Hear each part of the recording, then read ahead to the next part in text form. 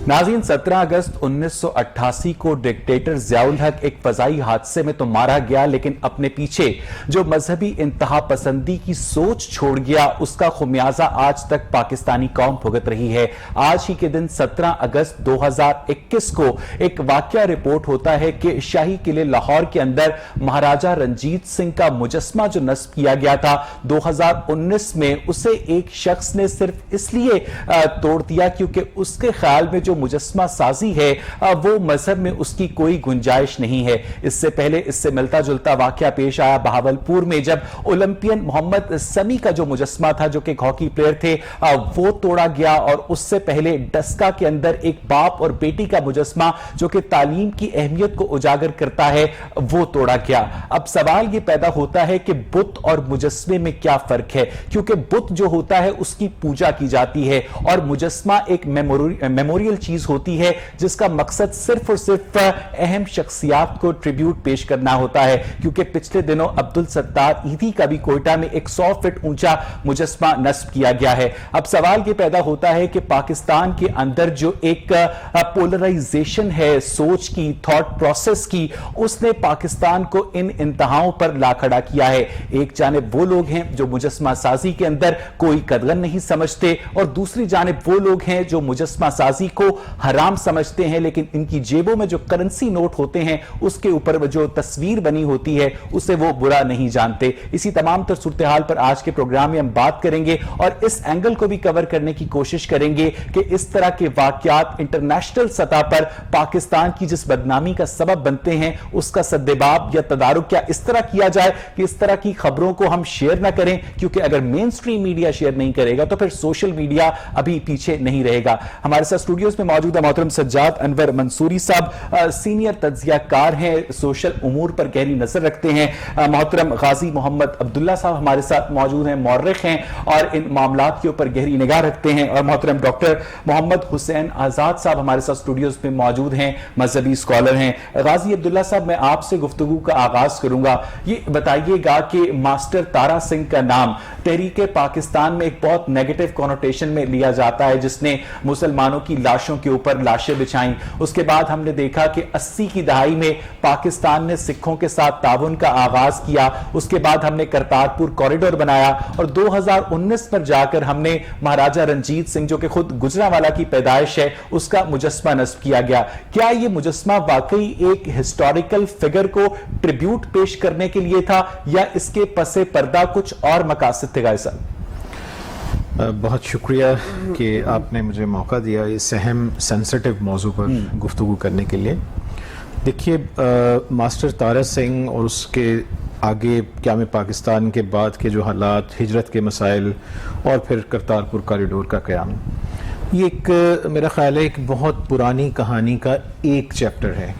इससे बहुत पहले जो हैं जो इस सारे मसले के, यानी मसला क्या है, सिख और मुसलमान ताल्लुकात, हमें उस तनाजुर में आज के इस मसले को देखना चाहिए। देखिए, बाबा गुरु नानक जो हैं उन्होंने सिख मज़हब की बुनियाद रखी, और मैं अपने पाकिस्तानी नाज़रीन के लिए ये बताना ज़रूरी समझता हूँ कि हमारे जो अकाबरीन जो कि तहरीक पाकिस्तान जिनकी कांधों पे खड़ी थी, उनमें बहुत बड़ा नाम अल्लामा मोहम्मद इकबाल और कायद आज़म मोहम्मद अली जिन्ना हैं।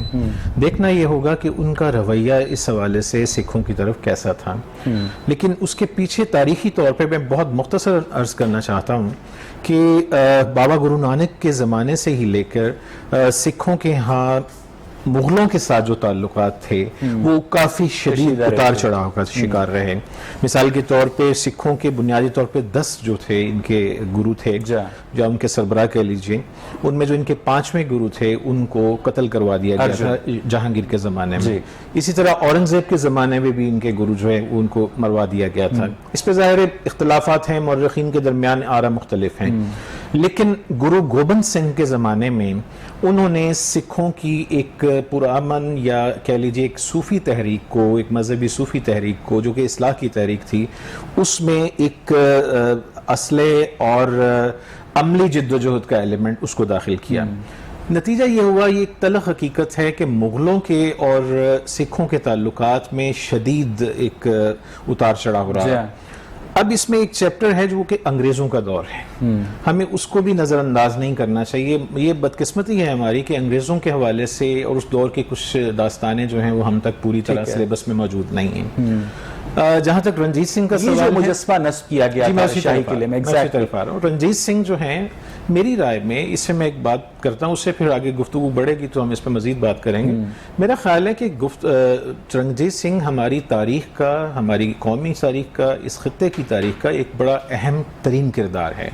چونکہ 19ویں صدی کے جو پہلا کوارٹر ہے اس میں رنجیت سنگھ کی قیادت میں یہاں پر ایک سکھوں کی پہلی دفعہ ایک مضبوط اور یونیفائڈ گورنمنٹ یہ اسٹیبلش ہوئی تھی. انہوں نے افغانوں کو شکست دی تھی اور نتیجتاً ان کا وہ پنجاب جو اس زمانے کا پنجاب جس کی جورسڈکشن جو تھی پشاور اور ایون کابل بہت اچھی فاؤنڈیشن آپ نے قائم کر دی ہے. غیر صاحب مجھے بڑی خوشی ہے کہ آج آپ نے وقت نکالا، اس پر ہم مزید بات کریں گے ہسٹوریکل پرسپیکٹو میں بھی، لیکن اس کا جو ریلیجس پرسپیکٹو ہے ڈاکٹر حسین آزاد صاحب، یہ جو ایک عام مسلمان کے ذہن میں پرسپشن ہے کہ آپ کو یاد ہوگا کہ ایک زمانے میں علماء جو تھے ٹیلی ویژن پر نہیں آیا کرتے تھے، پھر انہوں نے منہ دوسری طرف کر کے ٹیلی ویژن پر آنا شروع کر دیا. ایک زمانے میں لاؤڈ سپیکر بھی حرام تھا، ایک زمانے میں ریل گاڑی بھی حرام تھی، ایک زمانے میں پرنٹنگ پریس بھی حرام تھا. تو یہ آہستہ آہستہ جو اجتہادی تھاٹ ہے ریلیجن کے اندر، اس کے باوجود جو ایک کامن ریلیجس کنسنسس ہے وہ یہ ہے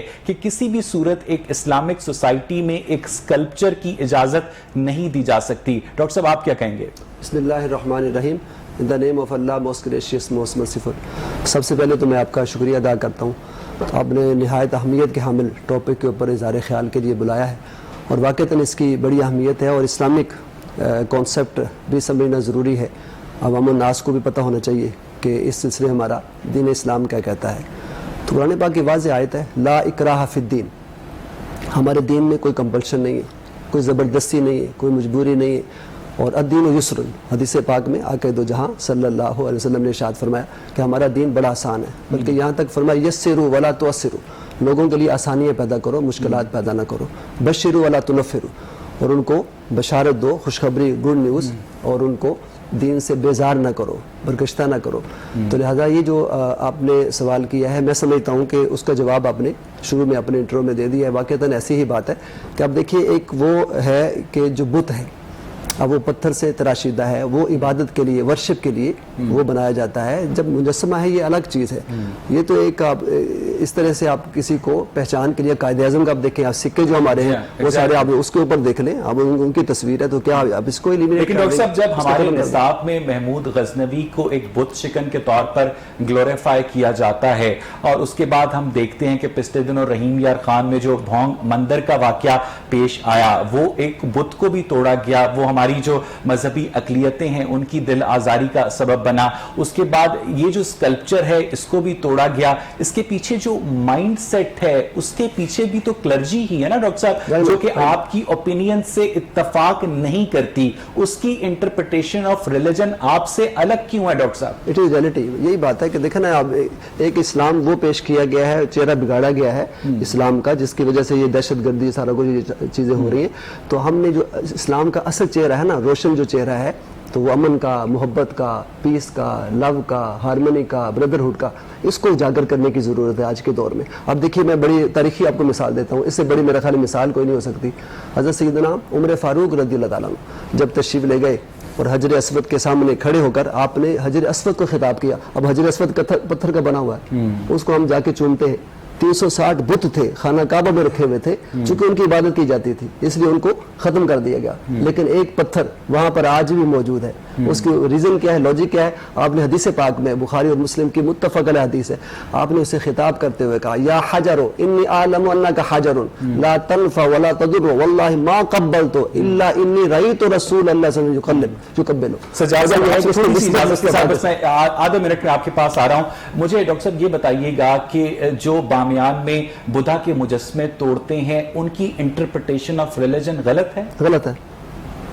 ٹھیک ہے سجاد صاحب, آپ نے یہ ساری گفتگو سنی, غازی عبداللہ صاحب نے اس کا ایک بہت اچھا ہسٹوریکل پرسپیکٹو دیا, ڈاکٹر صاحب نے اس کا ایک ریلیجس پرسپیکٹو دیا, سوشل پرسپیکٹو کہ آپ ایک گرو ہیں, آپ کیا سمجھتے ہیں کہ وہ انٹالرنس کیسے ڈیولپ ہوئی پاکستانی سوسائٹی میں کہ اگر آپ کو کوئی بات پسند نہیں بھی ہے تو کسی دوسرے کی خاطر آپ اسے برداشت کرنا سیکھیں. آج جس طرح سے مہاراجہ رنجیت سنگھ کا جو مجسمہ توڑا گیا ہے اس پرسپیکٹو میں پوچھ رہا ہوں. جی Owais, thank you very much for including me in the discussion.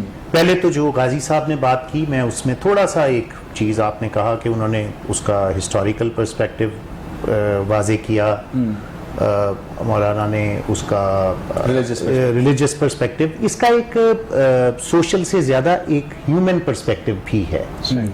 Human perspective یہ ہے سب سے پہلے تو کہ ایک مغل تھے, ایک یہ سکھ تھے, مہاراجہ رنجیت سنگھ تھے, یا یہ 10 گرو جو سکھ مذہب کے گنوائے گئے وہ تھے. اس میں ایک بہت بڑا فیکٹر یہ ہے کہ مقامی کون تھا اور باہر سے آیا ہوا حملہ آور کون تھا. یہ بھی ایک بہت بڑا اور امپورٹنٹ فیکٹر ہے جس کو ہمیں مقامی تھا.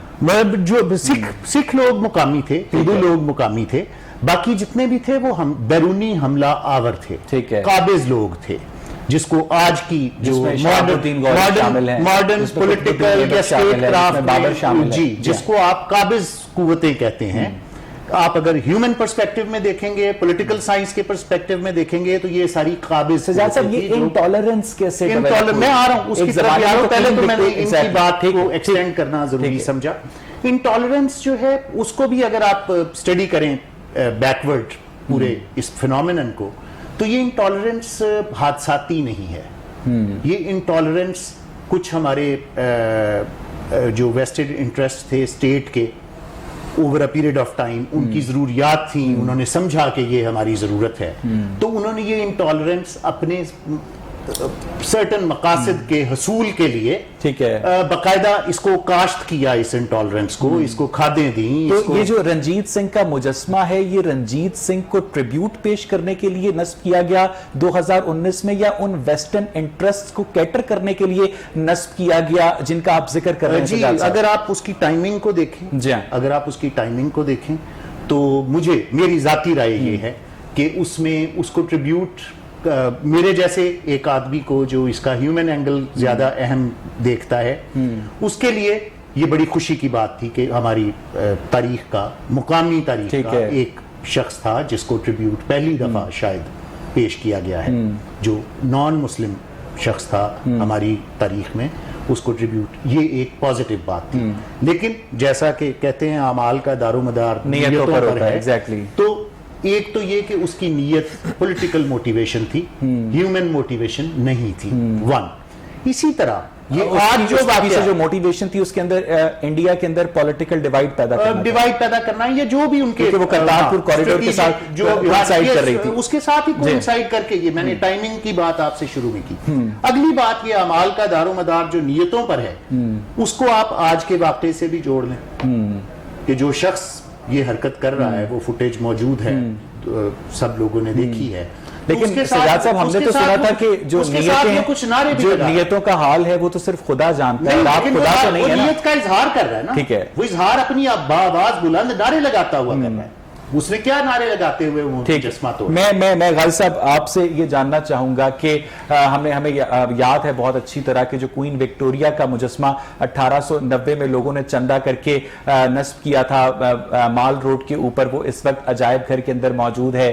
ایک زمانے میں باقاعدہ گنگا رام کے مجسمے کے اوپر جوتیاں برسائی گئیں, اور اس ہنگامے میں جو لوگ زخمی ہوئے انہیں گنگا رام ہاسپٹل شفٹ کیا گیا. یہ بھی تاریخ کا ایک حصہ ہے. جس طرح سے ڈاکٹر حسین نے کہا کہ اس طرح لا اکراہ فی الدین ہے, دین میں کوئی جبر نہیں ہے, تو ان کی جو ریلیجس انٹرپریٹیشن ہے وہ ہسٹوریکل پرسپیکٹو میں ڈفر کہاں کرتی ہے بقیہ مسلمانوں سے؟ غازی صاحب اچھا دیکھیے, میں آپ کی بات سے کافی حد تک متفق بھی ہوں, لیکن تھوڑا سا چونکہ ہمیں تاریخ کے تناظر میں اس چیز کو دیکھنا بہرحال ایک سٹیج پہ ضروری ہو جاتا ہے. میرا یہ خیال ہے کہ ہندوستان کی جو تاریخ ہے, خاص طور پہ میڈیول جو ہسٹری ہے, اس وقت سے لے کے ہمارے ہاں سوسائٹی میں ڈیوائیڈ رہی ہے. یہ کوئی نئی بات نہیں ہے. ہاں اس میں اتار چڑھاؤ ہوتا رہا ہے، مختلف مواقع پہ کبھی کم ہوئی ہے کبھی زیادہ ہوئی ہے سر. تو اس تناظر میں اگر دیکھا جائے تو ظاہر ہے اس پہ کوئی دو رائے نہیں ہے کہ متشدد ذہن اور متشدد جو بھی اقدامات ہیں ان کی کبھی بھی انڈورسمنٹ نہیں کی جا سکتی، لیکن اس کے ساتھ ساتھ ہمیں بہرحال یہ بھی دیکھنا پڑے گا. مثال کے طور پہ میں ذرا تھوڑا سا آپ کے علم میں لانا چاہتا ہوں کہ اس سے پہلے میں نے علامہ محمد اقبال اور قائد اعظم محمد علی جناح، میرا خیال ہے 2 بڑے پیرامیٹر ہیں. ہمیں یہ دیکھنا ہوگا کہ 20ویں صدی میں ان 2 اکابرین کا رویہ کیا تھا سکھوں کی طرف. یہ بہت اہم بات ہے، اور اس کی وجہ یہ، مثال کے طور پہ علامہ نے اپنی شاعری میں انہوں نے گرو نانک کے بارے میں واشگاف الفاظ میں یہ کہا کہ ہندوستان میں توحید کی وہ علامت بن کر ابھرے ہیں. انہوں نے بارہا یہ باتیں کی ہیں. علامہ کے قریبی دوست احباب میں مجٹھیا صاحب تھے، مجٹھیا سنگھ صاحب جو تھے، بہت بڑا نام ہے، اور آپ کے شاید علم میں ہوگا کہ علامہ کی اب تک کی جو ہمارے پاس تاریخی تصاویر موجود ہیں وہ دراصل مجٹھیا صاحب کی زیادہ تر انہی کی کھینچی ہوئی ہیں، چونکہ وہ بہت پروفیشنل فوٹوگرافر تھے، شوقین تھے، اور ان کے جو قریبی لوگ یہ بات بتاتے ہیں کہ انہیں یہ بھی علم تھا کہ علامہ ایک بہت بڑی ایک شخصیت ہے، تاریخ میں ان کا نام ہے. تو اس تناظر میں اب مزے کی بات ہے، علامہ نے اپنے کچھ اشعار جو بانگ درا میں شامل کرنے تھے، انہوں نے باقاعدہ خط لکھا مجٹھیا صاحب کے نام، اور ان سے پوچھا کہ رنجیت سنگھ کے بارے میں میرے یہ جو باتیں ہیں یہ کہیں اس سے دل آزاری تو نہیں ہوگی. اب میں آپ کو اگلی بات بتاؤں کہ بانگ درا میں وہ اشعار شامل نہیں ہوئے. یہ ایک بہت بڑی ایک انڈیکیشن ہے، بڑی سویٹ قسم کا ایک انڈیکیشن ہے علامہ کے رویے کے بارے میں. اب آ جائیں قائد اعظم محمد علی جناح پہ. ہم جانتے ہیں کہ مسجد شہید گنج کا معاملہ انتہائی سینسیٹیو تھا ہماری پنجاب کی تاریخ میں، جس نے سکھوں اور مسلمانوں کو متحارب لا کے کھڑا کر دیا تھا. ٹھیک ہے، اس موقع پہ قائد اعظم کی تسلسل سے ان کی یہ پالیسی تھی کہ ان کے ساتھ ایک ایمیکیبلی، بلکہ قائد اعظم کی کئی سٹیٹمنٹس ہیں، انہوں نے کہا کہ مسلمان اور سکھ دونوں کی بات ہے جی، اور انہوں نے اس پہ انڈورس کیا کہ اب وہ ہمیں آگے بڑھنا ہوگا، چونکہ سکھ جو ہیں انہوں نے ان کی بہادری کی تعریف. مجھے یہاں پر صاحب ایک بریک لینی ہے، بہت ہی آپ سے سیکھنے کا موقع مل رہا ہے. ناظرین مجھے یہاں پر ایک بریک لینی ہے، جب ہم بریک سے واپس آئیں گے تو جو مہاراجہ رنجیت سنگھ کے مجسمے کو نقصان پہنچایا گیا ہے اس حوالے سے ہم مزید بات کریں گے مختلف پہلوؤں پر. اسٹے ود اس.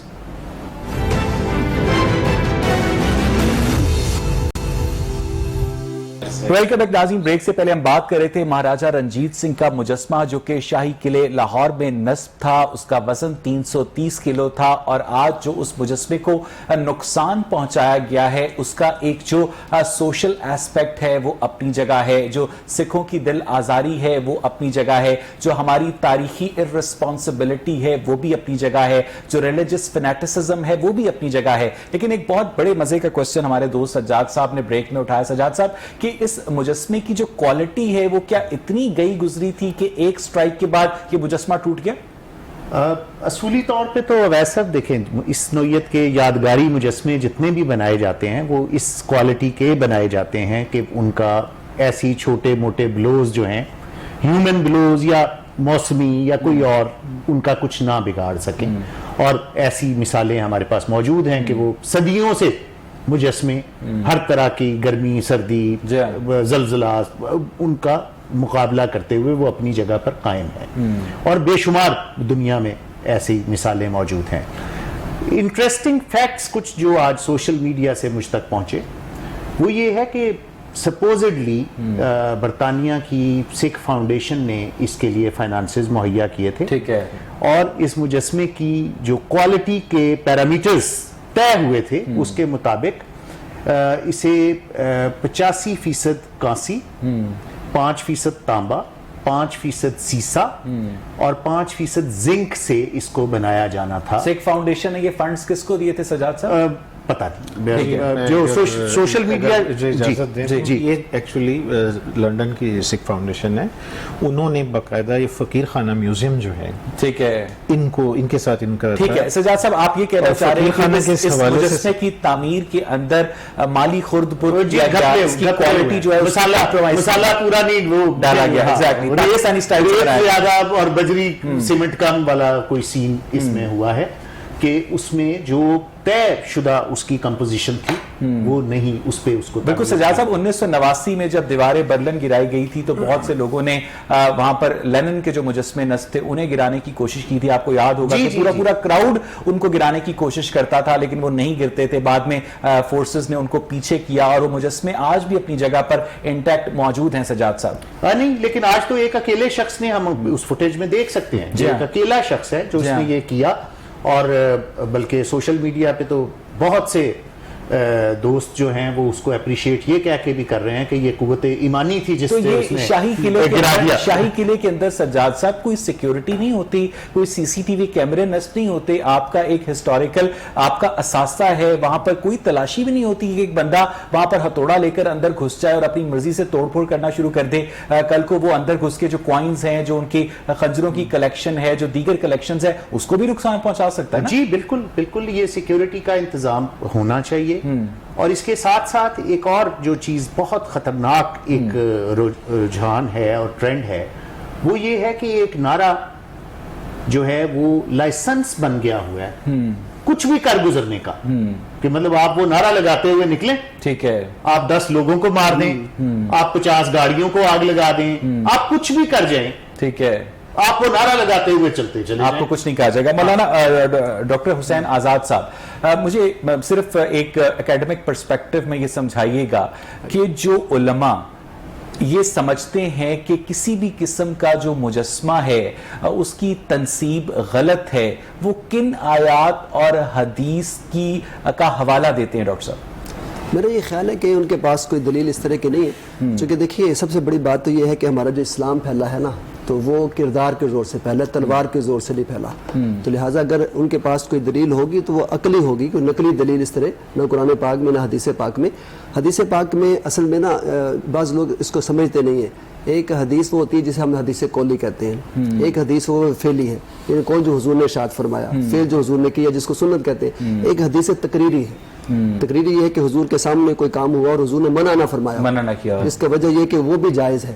جیسے آج کل پینٹ شرٹ پہننا, اب آ کے تو جہاں کے دور میں لوگ آتے تھے, مختلف ڈیلیگیشن آتے تھے, مختلف لباس پہنتے تھے, حضور نے منع نہیں فرمایا, یہ بھی جائز ہے. انگریزی بولنا ہے, مختلف زبانیں حضور کے دور میں بولی جاتی تھی, حضور نے منع نہیں فرمایا. اب مجھے کسی نے آگے بتایا کہ مولانا صاحب ہے, انہوں نے خطاب کرتے ہوئے جمعے میں یہ کیا کہ لاؤڈ سپیکر یہ جو سائنس ہے یہ حرام ہے. تو میں نے کہا کہ ان سے جا کے ایک سوال کیجیے گا اپنی طرف سے, تو مجھے بتائیے گا انہوں نے کیا جواب دیا. نہیں اس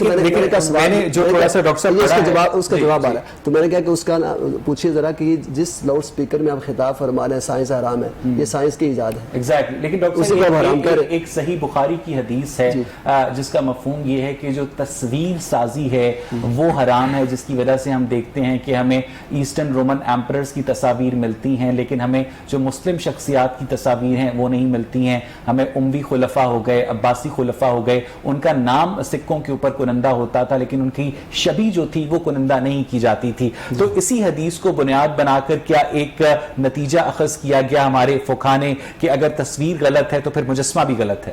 ہاں, اس پر اختلاف رہا ہے شروع میں, لیکن موجودہ دور میں وقت کے تقاضوں کو مد نظر رکھتے ہوئے جو علماء ہیں انہوں نے اپنی رائے سے باقاعدہ ودرا بھی کیا ہے. اب دیکھیں پہلے جو تصویر کے قائل تھے, جیسے آپ نے شروع میں انٹرو میں کہا کہ وہ اس کو ناجائز قرار دیتے تھے ٹی وی پر, اور بعض ایسے بھی تھے کہ جو تصویر کو بھی حرام قرار دیتے تھے. لیکن اب یہ جو عکس اس کو جو فتویٰ دیا گیا ہے یہ اصل وہ تصویر نہیں, یہ عکس ہے. لیکن اگر ڈاکٹر صاحب دین کا پیغام آفاقی ہے تو ہر گزرتی صدی کے ساتھ علماء کی رائے تبدیل کیوں ہو جاتی ہے؟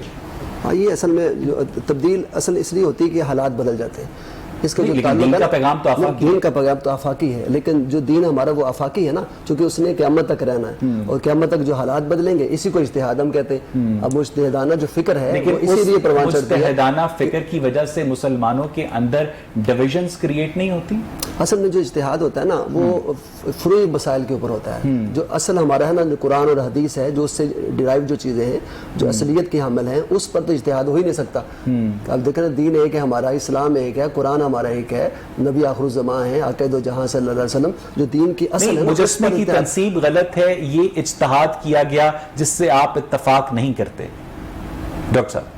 ہاں جی ہاں جو کہہ سکتے تو اس کا مطلب یہ ہے کہ جن لوگوں نے یہ اجتہاد کیا ہے وہ اپنی دلیل بھی قرآن و سنت سے لاتے ہیں, اور جو آپ لوگ اتفاق نہیں کرتے آپ بھی اپنی دلیل قرآن و سنت سے لاتے ہیں. تو اس کا مطلب یہ ہے جو اسلامی تعلیمات ہیں وہ آپ کی پسند کو بھی کیٹر کر رہی ہیں اور ان کی پسند کو بھی کیٹر کر رئی ہیں. نہیں, اس کا تعلق وہ بات آ جاتی ہے نیت کے اوپر. اب دیکھیں نا کوئی چیز انسان جب بناتا ہے تو اس کی نیت کیا کار فرما ہے, اس کا فیکٹر کیا ہے. اب گڈ فیتھ وہ کر رہا ہے اور دوسرا اس کو نیگیٹو پوائنٹ میں لے رہا ہے, تو اس کا مطلب اس کی نیت, اس کا مطلب ہے جو افغانستان میں بامیان میں بدھا کے مجسمے توڑے گئے تھے وہ بھی غلط تھا.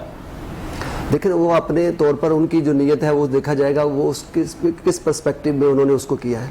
ٹھیک ہے, تو اگر اس کا نیگیٹو ہے تو وہ غلط ہے, اگر پوزیٹو ہے وہ صحیح ہے. اس کا مطلب یہ ہے کہ اگر مطیع الرحمان جو ہے اچھی نیت کے ساتھ بنگالی قوم کو آزادی دلوانے کے لیے راشد منہاس کا طیارہ گرانے کی کوشش کرتا ہے, تو چونکہ اس کی نیت اپنی قوم کے لیے ٹھیک ہے, تو مطیع الرحمان اور راشد منہاس دونوں جنت میں ہوں گے. اس کو تو کونڈم ہم کریں گے. اس کی وجہ یہ ہے کہ آپ دین کا, لیکن اس کو بنگلہ دیشی علماء کنڈیم نہیں کریں گے.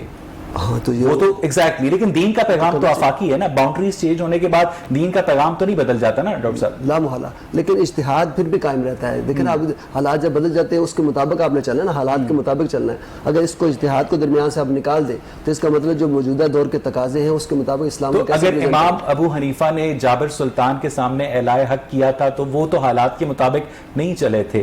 اگر امام حسین نے یزید کے خلاف آواز اٹھائی تھی تو وہ تو حالات کے مطابق نہیں چلے تھے. انہوں نے تو اپنی دینی تعلیم کے اوپر عمل کیا تھا نا ڈاکٹر صاحب. کیا تھا بالکل ایسا. آپ حالات کے مطابق چلنے کی ترغیب دے رہے ہیں. لا محالہ. ٹھیک ہے غازی صاحب, مجھے یہ بتائیے گا کہ اس وقت پاکستان کے اندر خاص طور پر جو مجسمہ سازی ہے, جو پرفارمنگ آرٹس ہے, جو میوزک ہے, جو پینٹنگ ہے, جو فلم ہے, جو ڈرامہ ہے, وہ ڈکلائن کا شکار ہے. کیونکہ پاکستان میں سائنس بھی ہے وہ بھی ڈکلائن کا شکار ہے. یعنی پاکستان کے اندر وہ کون سے ایسے تہذیبی عوامل ہیں جس کی وجہ سے ہم ان پرفارمنگ آرٹ سے دور ہو گئے ہیں؟ کیا یہ وجہ اقتصادی ہے, کیا یہ وجہ مذہبی ہے, کیا یہ وجہ سماجی ہے؟ غیر صاحب دیکھیے یہ ایک بڑی مشکل بحث ہے اور اس کی کوئی ایک ڈائمنشن نہیں. ٹھیک ہے, ذرا اس کو سمپلیفائی اگر آپ لوگوں کے لیے دیکھیں سادہ لفظوں میں یہ کہہ لیجئے کہ یہ ہمیشہ سے مسئلہ رہا ہے, اب بھی ہے, اب ذرا زیادہ کہہ لیجئے. میں ویسے اسے دونوں پہلوؤں سے دیکھتا ہوں. ایک طرف یقیناً ہمارے ہاں ڈکلائن ہے, بہت سارے ایسے کنسرن موجود ہیں, لیکن دوسری طرف امکانات بھی موجود ہیں. دیکھیں نا مثلا اب میڈیا کے حوالے سے یہ دیکھ لیجئے تو شاید ضیاء الحق کے دور میں ہمیں یہ جو آج ہمیں آزادیاں جو نصیب ہیں, اگرچہ اس پہ بھی تنقید ہوتی ہیں لیکن وہ ایک زمانے میں سوچا بھی نہیں جا سکتا تھا. تو امکانات تو ہوتے ہیں. باقی یہ جو بحث ہے کہ ہمارے ہاں, مجھے ایک جملے میں مجھے اس کی وجہ سمجھ آتی ہے, ہمارے ہاں بنیادی طور پہ مکالمے کا فقدان ہے. ہم لوگ بنیادی طور پہ مکالمہ کرنا ہی نہیں چاہتے. نہیں, منطق کا ایمان کے ساتھ مکالمہ ممکن ہے.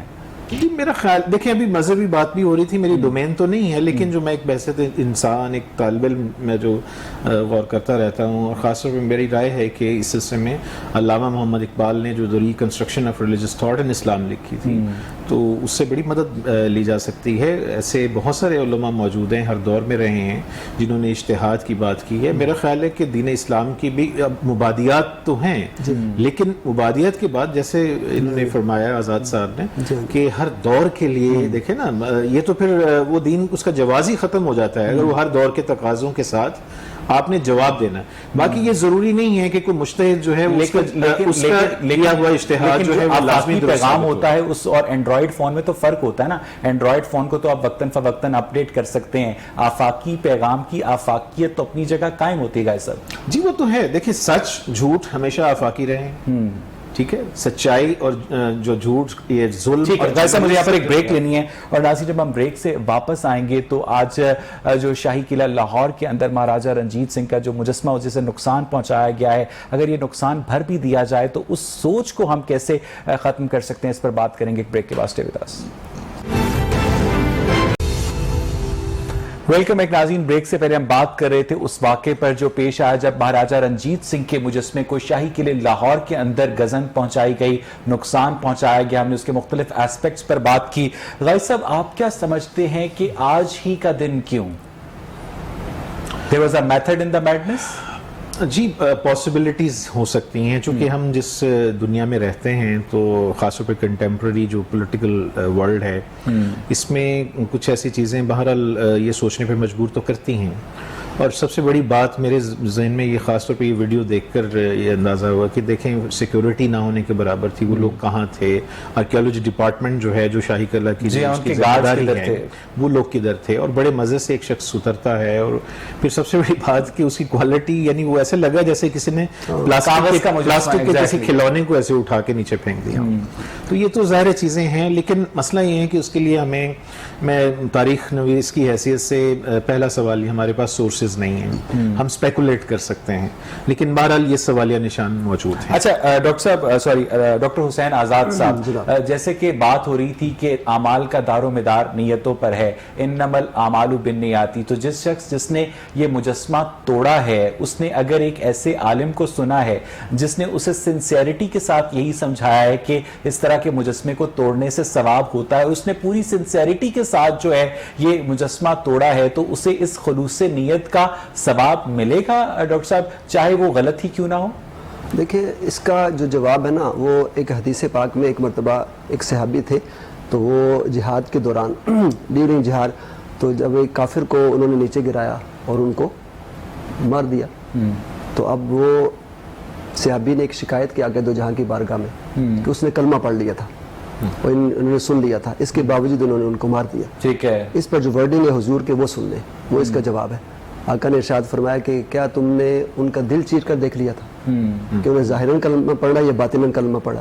ہو سکتا ہے کہ یہ میرے سوال کا جواب نہیں ہے سر. جس شخص نے مجسمہ توڑا ہے اگر وہ پوری ایمانداری کے ساتھ کنونسڈ ہے کہ یہ مجسمہ توڑنا ہی عین کار ثواب ہے، تو اسے اس کنوکشن کی، اس خلوص نیت کی اس کا کوئی اجر نہیں ملے گا؟ دیکھیں اس کے جزا کا تعلق، اجر کا تعلق، جو ریوارڈ کا ہے وہ اللہ تعالیٰ کے ساتھ ٹھیک ہے، اور نیت کا تعلق بھی اللہ تعالیٰ کے ساتھ ہے. اس پر ہم فتویٰ نہیں دے سکتے آیا کہ اس کا جو اللہ تعالیٰ نے اس کے جو ذہن میں اس نے سوچا ہے اس کو کنسیو کیا یا نہیں کیا، پورا جو دین کا مزاج ہے اس کو مد نظر رکھتے ہوئے میں اس پر فتویٰ نہیں دے سکتا. اچھا سجاد احمد منصوری صاحب، سجاد صاحب جی بات میں کر دوں. میرے خیال میں شاید جو اسلامی ریاست ہے اس میں بھی میں نے سنا ہے، میں 100% شیور نہیں ہوں کہ اس میں بھی اس طرح کا کانسیپٹ ہے، اور جو جدید ریاست ہے اس میں بھی کانسیپٹ ہے کہ اگر آپ کوئی چیز غلط بھی سمجھتے ہیں کسی بھی پیمانے پر، تو آپ اتھارٹیز کو رپورٹ کر سکتے ہیں، ان سے شکایت کر سکتے ہیں. آپ قانون کو اپنے ہاتھ میں لے کے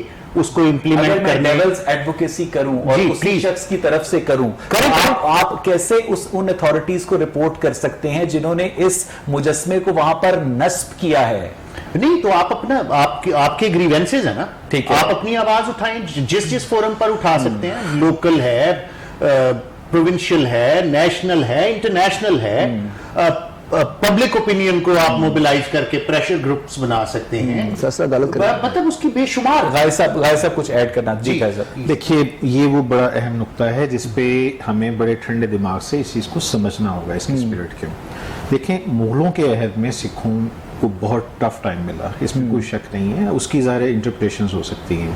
اسی طرح مہاراجہ رنجیت سنگھ جو تھے، میں ذاتی طور پہ میری جو تحقیق اور مطالعہ یہ کہتا ہے کہ مہاراجہ اپنی ذاتی حیثیت میں مسلمانوں کے حوالے سے بہت بہتر آدمی تھے. انہوں نے اپنے دربار میں لیکن کھانے پر پابندی عائد کر رکھی تھی، ان کی ایک بیوی مورا سرکار جو تھی وہ مسلمان بھی تھی. جی صاحب میں اس میں تھوڑا سا ایڈ کرنا چاہتا ہوں. لیکن ان کے جو بہت سارے ایسے سکھ مصاحبین جو ان کے جنرلز وغیرہ، ان کے حوالے سے ایسے بے شمار واقعات ہیں، جیسے بادشاہ مسجد کو استبل بنا دینا. یہ بات ٹھیک ہے، یہ کافی حد تک اس پہ اگرچہ ڈیبیٹ موجود ہے، اب ہمارا موقع نہیں ہے، ورنہ اس پہ ہسٹورینز کے ہاں دو. کیونکہ ایک روایت یہ بھی ہے نا غیر صاحب کہ جب مورا سرکار اور رنجیت سنگھ کی شادی ہوئی تھی تو انہوں نے اپنی شب زفاف جو ہے مسجد وزیر خان کے ایک مینار میں بسر کی تھی، جس کے بعد رنجیت سنگھ بہت بیمار ہو گیا تھا. دیکھیں یہ ایسی مثالیں جو کنٹراڈکٹری بھی ہوتی ہیں، یہ بڑی شخصیات میں تاریخ میں ہمیشہ یہ صرف رنجیت سنگھ کا مسئلہ یہ بات ٹھیک ہے. جی یہ صحیح ہے. میں مجموعی طور پہ سمجھتا ہوں کہ رنجیت سنگھ اپنی ذاتی حیثیت میں مجموعی طور پہ مسلمانوں کے حوالے سے بہتر آدمی تھے. ٹھیک ہے. لیکن ان کے ارد گرد بہت سارے ایسے لوگ تھے ان کے دور میں مسلمانوں پہ خاصے مظالم ہوئے، اور اسی کا ایک شاخسانہ تھا کہ سید احمد جو تھے انہوں نے پھر وہ تحریک جہاد سکھوں کے خلاف شروع کی، چونکہ یہاں سے بہت ساری رپورٹس جاری تھی جن میں ظاہر ہے کچھ مبالغہ بھی تھا لیکن کچھ ریالٹی. تو میرا جو نقطہ ہے سر وہ یہ ہے کہ سکھ اور مسلمان دونوں نے اپنے اپنے مفتوح عہد میں، یوں کر لیجئے، ٹھیک ہے، دونوں نے مظالم سہے، کوئی کسر نہیں چھوڑی. اگلا مرحلہ آتا ہے، اس میں میں اگین یہ میں گزارش کروں گا کہ ہمارے لیے بہترین رہنمائی علامہ محمد اقبال اور قائد اعظم اور ہمارے اکابرین کا رویہ ہے. یہ چیز بدقسمتی سے ماسٹر تارا سنگھ بدقسمتی سے 1947 میں اس چیز کو نہیں پک کر پائے تھے، جس کا آپ دیکھیے کہ 1947 سے یہ بھنڈرا والا کا جو قصہ ہوا، سکھ ٹیمپل پہ جو حملے ہوئے، تو سکھوں نے ایک مسلسل ایک کہہ لیں کہ انڈین گورنمنٹ کا عطاب سہا ہے. اور میرا خیال ہے کہ اب حالات بہت مختلف ہیں. ہمیں جو کوشش کرنا چاہیے کہ سکھوں کے درمیان جو کہ علامہ اور قائد اعظم کا موقف تھا، ہمیں ان چیزوں کو زیادہ سے زیادہ ہائی لائٹ کرنے کی ضرورت ہے. یعنی ہمیں چیری پکنگ کرنے کی ضرورت ہے، ہمیں ٹوٹالٹی میں سچ بتانے کی ضرورت نہیں ہے، ہمیں میک اپ کرنے کی ضرورت ہے. میک اپ نہیں، ہسٹری کا میک اپ. سچ بتائیں لیکن کمپلیٹ سچ بالکل بتائیں، لیکن سچ کے ساتھ ساتھ ایک سچ یہ بھی چاہے وہ سچ ریاستی مفاد کے مخالف ہی کیوں نہ ہو. بالکل اس میں کوئی سر اس کی تو آپ کے اسکولوں میں تو خیر اجازت دی نہیں جائے گی. سجاد صاحب آخری سوال، اس شخص کو سزا کیا ملنی چاہیے؟ وہ جو بھی قانون ہمارا کہتا ہے، مجھے میں ذاتی رائے اس پہ نہیں دینا چاہوں گا. آئی ایم نو بڈی کہ میں چوز کروں کہ اس کو کیا سزا ملنی چاہیے. میں کنڈیم کر سکتا ہوں کہ اس نے جو حرکت کی وہ ایک بڑا قبیح فعل تھا، غلط فعل تھا. جو بھی اس کی سوچ ہے، جو بھی اس کے نظریات ہیں. فرض کریں کہ قانون کہتا ہے کہ اس جرم کی سزا 3 سال ہے، اور 3 سال گزارنے کے بعد جب وہ آزاد فضاؤں میں سانس لے گا تو آپ سمجھتے ہیں کہ یہ جسٹیفائیڈ ہوگا؟ اس نے جو دل دکھایا ہے لوگوں کا؟ مجھے نہیں پتا، مطلب نہیں، قانون میں جو بھی سزا مقرر ہے وہ ہونی چاہیے. وہ 3 سال ہے یا وہ 3 دن ہے یا وہ 20 سال. ڈاکٹر آزاد، ایک اسلامی ریاست میں جو اقلیتوں کی عبادت گاہیں ہیں، ان کی جو نشانیاں ہیں، ان کے جو رسوم و رواج ہیں، انہیں صرف جزیہ لے کر ہی پروٹیکٹ کیا جائے گا، یا جو ماڈرن ریاست کے اندر ٹیکسیشن ہے وہ سفیشنٹ ہے ان کے حقوق کے تحفظ کے لیے؟ بالکل، پروٹیکشن کے لیے یہ ضروری ہے. لامحالہ پہلے بھی بیت المال قائم کیا گیا تھا اور اس میں ساری چیزیں وہ انڈلج تھی اور اس کو پروٹیکشن دی جاتی تھی، اور اب بھی یہی چیز ہے. ٹیکسیشن بھی ہے، اور اصل چیز رواداری کی ہے، اصل چیز محبت کی ہے اور اخلاص کی ہے. اگر اس کے ذریعے ہم چلے، محمد بن قاسم جب گئے تھے انڈیا میں، آپ کو بہت عبداللہ صاحب، بہت شکریہ. سجاد انور منصوری صاحب. ناظرین، شانتی نگر کا واقعہ ہو، جوزف کالونی کا واقعہ ہو، بہاولپور کا واقعہ ہو، رحیم یار خان کا واقعہ ہو، یا یہ ریسنٹ رنجیت سنگھ کے مجسمہ توڑنے کا واقعہ ہو، ہر واقعے کے بعد ریاست یہی کہتی ہے کہ ملک کے اندر بسنے والی جو اقلیتیں ہیں وہ محفوظ ہیں. وہ کتنی محفوظ ہیں اس کا فیصلہ آپ خود کر سکتے ہیں. پروگرام دیکھنے کے لیے شکریہ.